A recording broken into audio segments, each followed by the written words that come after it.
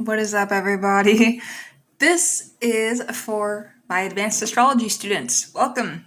Before we get started, make sure to subscribe, like, comment, and share if you dare and care, because I care about you and you learning astrology. And this is a philosophical and technical genealogy of astrological practice. So, to practice astrology at the highest level, is to stand in a lineage that stretches back over 2 millennia. The techniques we wield, Time Lords, perfections, progressions, returns, aspects, are not arbitrary inventions, but the crystallized wisdom of countless practitioners who have refined their art through observation, philosophical reflection, and a relentless pursuit of coherence. Now, for the faculty, mastery demands not only technical precision, but also a deep understanding of why these techniques arose, how they interrelate, and what they reveal about the nature of time, fate, and human agency. In this video, we're going to trace the genealogy of the major astrological practices from their origins to their most sophisticated contemporary formulations. And it is offered as both a scholarly survey and a philosophical meditation, basically a map for the wizard who would command the architecture of time, the genius who would innovate within tradition, and the scientist who would verify and refine, the philanthropist who would serve, the philosopher who would grasp the whole. All right?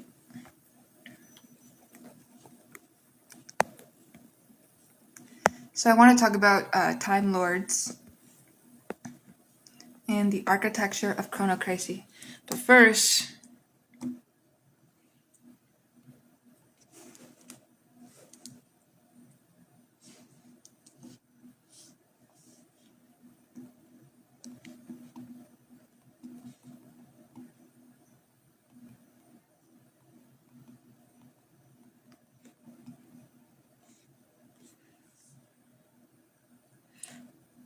all right.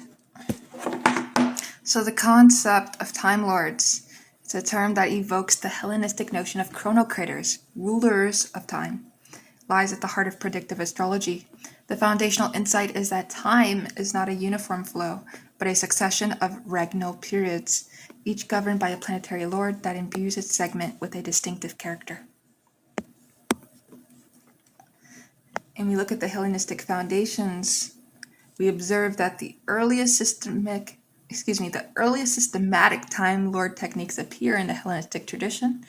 From the 1st century BCE through the 7th century CE, Claudius Ptolemy in the Tetrabiblos outlined a system of planetary periods, the chronocratori, where each planet rules a set number of years in a fixed sequence. So Saturn 30, Jupiter 12, Mars 15, Sun 19, Venus 8, Mercury 20, Moon 25, totaling 129 years, the great year of human life. The starting point was the ascendant degree, or the position of the Sun or the Moon.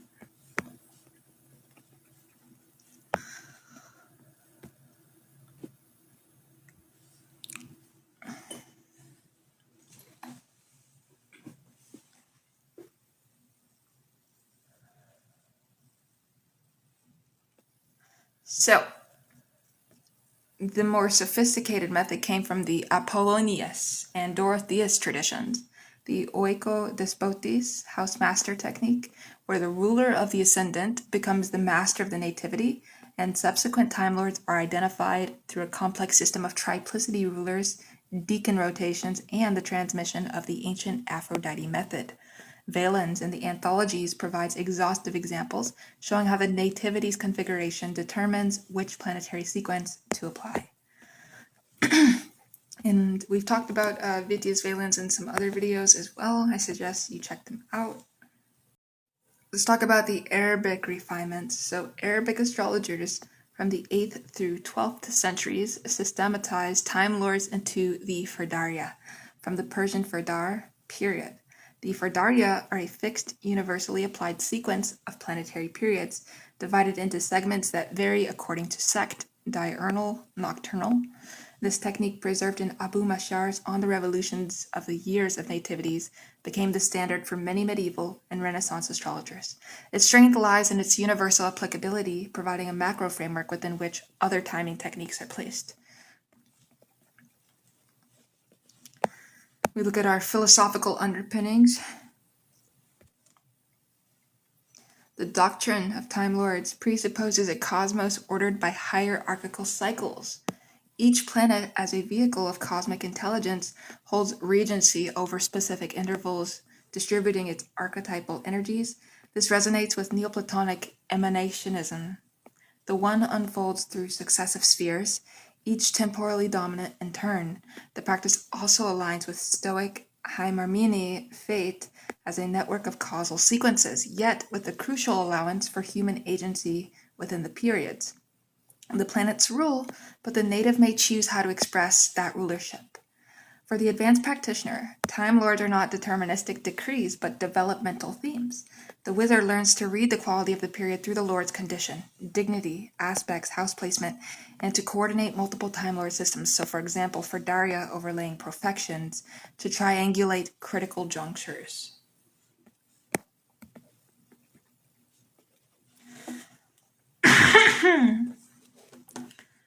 Alrighty.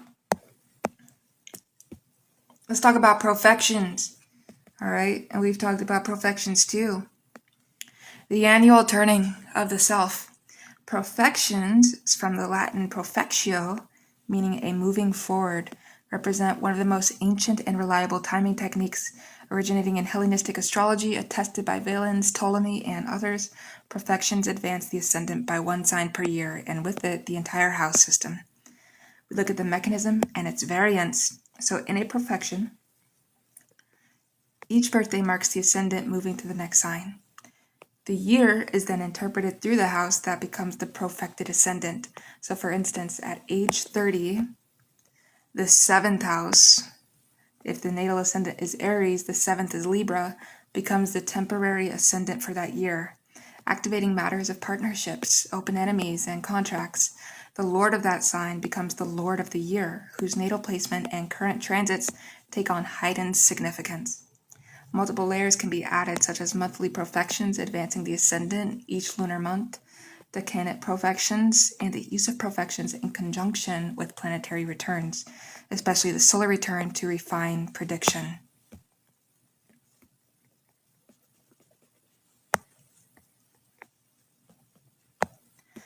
We look at our philosophical significance for profections.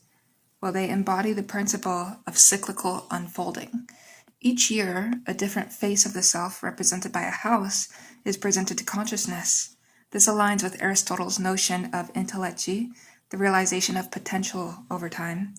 The natal chart is the seed. Profections are the sequential unfurling of its branches. For the genius, profections reveal why certain life areas become foregrounded in specific years, independent of transits, thus providing a baseline predictive structure.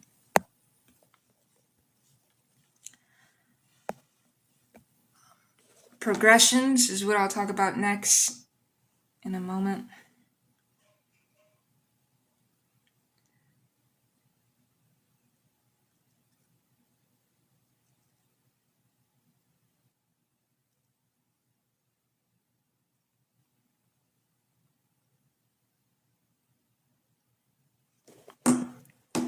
So, progressions, the symbolic acceleration of time.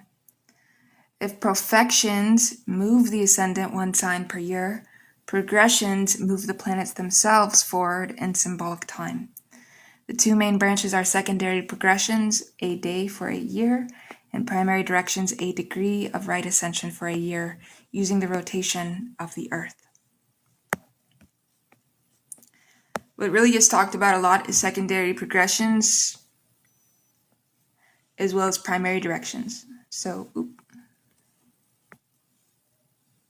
secondary progressions, documented by Placidus and later refined in the 19th and 20th centuries, take the positions of the planets for the day after birth or a precise day for a year ratio and advance them at 1 day per year. Thus, a person's progressed sun at age 40 corresponds to the position of the sun 40 days after birth. The progressed moon, moving about 12 degrees per year, becomes a sensitive indicator of emotional and environmental shifts, often used with aspects to natal planets. The philosophical rationale is elegantly simple. The microcosm of the first day of life symbolically unfolds the macrocosm of the whole life. The moment of birth contains all future developmental stages and potential, and progressions are the technique for revealing them.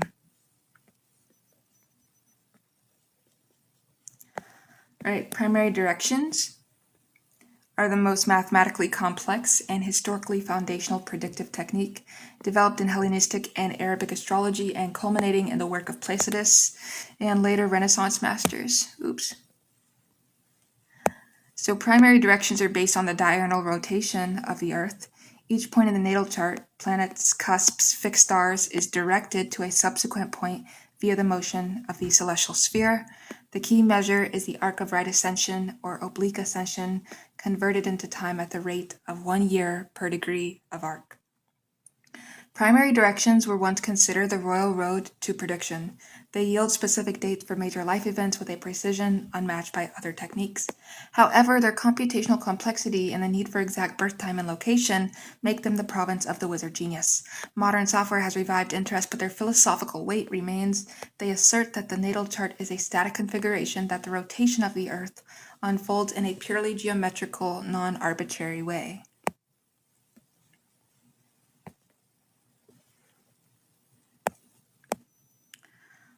On to our synthesis and critique. So the philosopher and the faculty will note that progressions and directions operate on a fundamentally different logic than profections and returns. Profections are sign-based, discontinuous, yearly leap, and directly tied to the ascendant.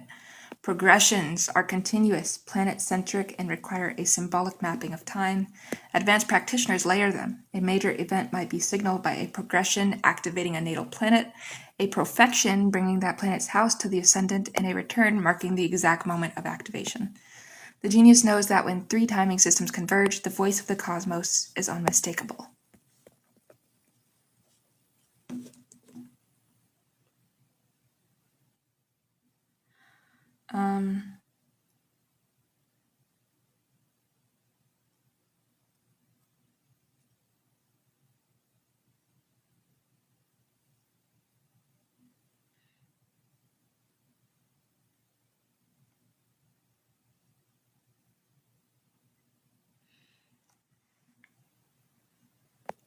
So now let's talk about returns.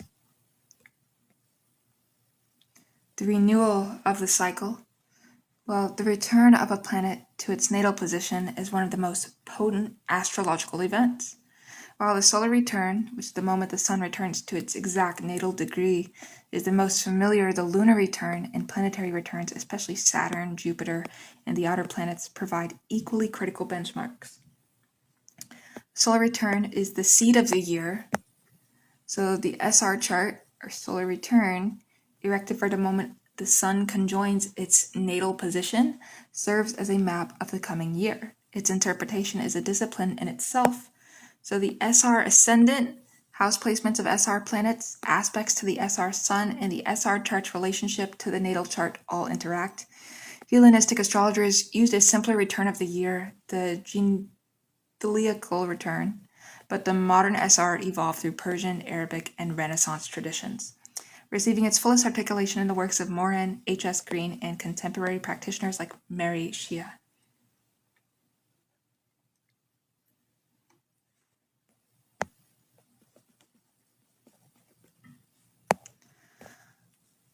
And we look at the philosophical core, which is the solar cycle is the fundamental unit of human time. Each return is a new anus, a fresh beginning with its own rhythm. The SR is not merely predictive, but also prophylactic. The ancients used it to elect auspicious actions for the coming year. We look at the lunar return and planetary returns. We see the lunar return is approximately every 27.3 days. It offers a monthly refinement, especially valuable for timing shorter projects and emotional cycles. The lunar return chart, set for the moon's return to its natal position, operates as a mini SR for the month. Advanced practitioners also compute returns for each planet. Jupiter returns every 12 years, mark growth phases. Saturn returns every 29.5 years, denote maturation thresholds. Uranus returns 84 years, align with major life structure shifts. So from a Stoic perspective, returns are the cosmos' way of repeating themes at higher octaves. The genius sees the natal chart as a theme, returns as variations, and the interplay between them as the music of life.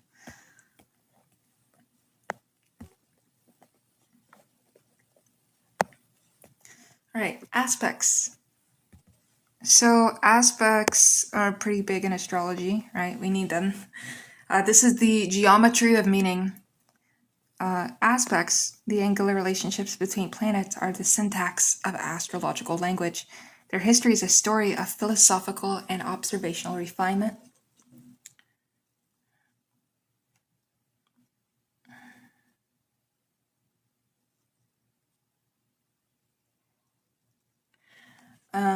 The classical canon,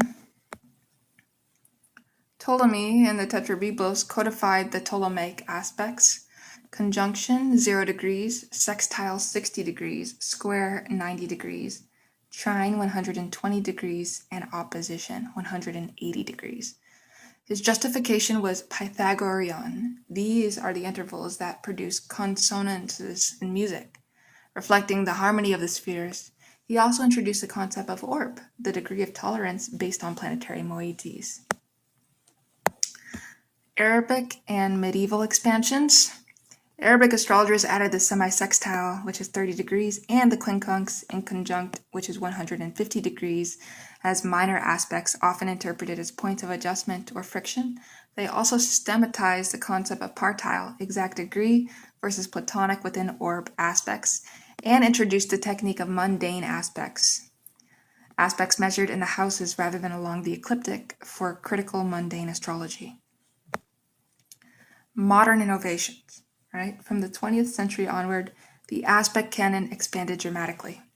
The semi-square, which is 45 degrees, sesiquadrate, which is 135 degrees, quintile, which is 72 degrees, biquintile, which is 144 degrees, and septile series, 51.4 degrees, etc., entered common use, often with the claim that they correspond to specific psychological or evolutionary themes. The philosophical justification for these additions is debated. Are they natural harmonics or arbitrary divisions? The genius respects tradition but remains open to empirical verification. The scientists in the faculty test the predictive power of minor aspects rather than adopting them by fiat. All right.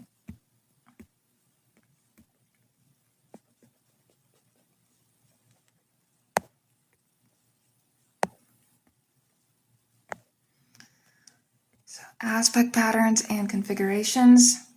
Beyond individual aspects, the configuration of 3 or more planets forms patterns. The Grand Trine, T-square, Grand Cross, Yod, Finger of God, and others. These were recognized by the Greeks, for example, the cardia or heart configurations, but reached full articulation in the 20th century psychological astrology. The pattern approach embodies the holistic principle: the whole is greater than the sum of its parts. The wizard reads the gestalt of the chart, discerning how patterns amplify or mitigate individual aspects. And our philosophical depth. Aspects are the language of participation. They describe how distinct cosmic agencies, planets, interact, creating syntheses that transcend their separate meanings. For the Neoplatonists, aspects reflect the geometrical structure of the imitative chain. For the Hermeticists, they are the bonds that hold the universe together. The advanced practitioner knows that an aspect is not a static event, but a dynamic relationship, constantly manifesting through life events, psychological patterns, and evolutionary potentials.